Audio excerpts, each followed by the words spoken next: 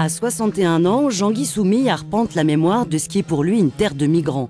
Ce petit-fils d'ébéniste creusois, exilé à Paris, lui, n'a jamais quitté la Creuse et ses paysages omniprésents dans ses romans.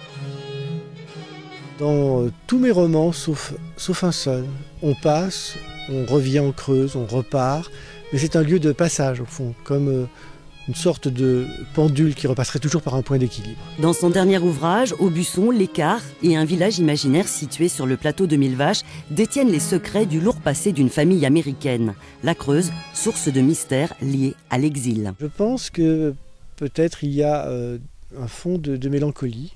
Hein, je pense que cette mélancolie au fond qu'avaient les femmes qui voyaient partir leurs époux, leurs frères, leurs amis au moment du printemps. Et puis peut-être une modestie, alors qui est une belle modestie, mais peut-être un peu trop grande. Une relation fusionnelle avec la ruralité dans toute son âpreté et une nature presque originelle qui, sous la plume de Jean-Marie Chevrier, né à Sainte-Fère, incarne son retour aux sources après l'effervescence parisienne. C'était au début des années 70, dans la grande vague migratoire des citadins vers la campagne.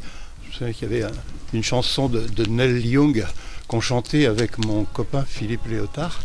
En arrivant ici, c'est « Now you must go to the country, it's time to go ».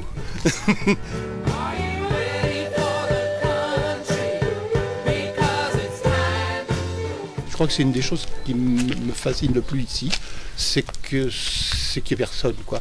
Je trouve que quand il y a des hommes, ça abîme. Hein. Et ici, quand je me promène, les choses n'ont pas été abîmées encore.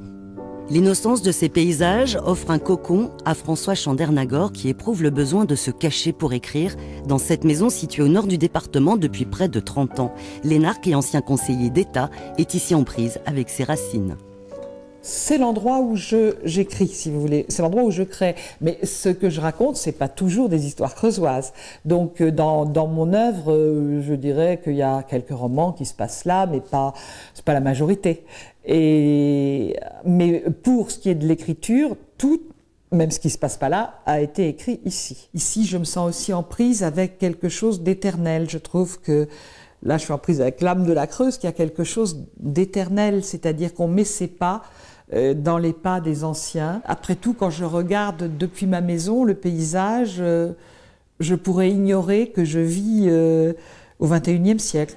Michel Houellebecq l'a bien compris, lui qui a planté le décor d'une partie de son roman Goncourt 2010, La carte et le territoire, à Châtellus-le-Marchais, un village qu'il a choisi parce qu'il se trouve à la convergence de routes, de couleurs, de reliefs, une autre définition de l'âme creusoise.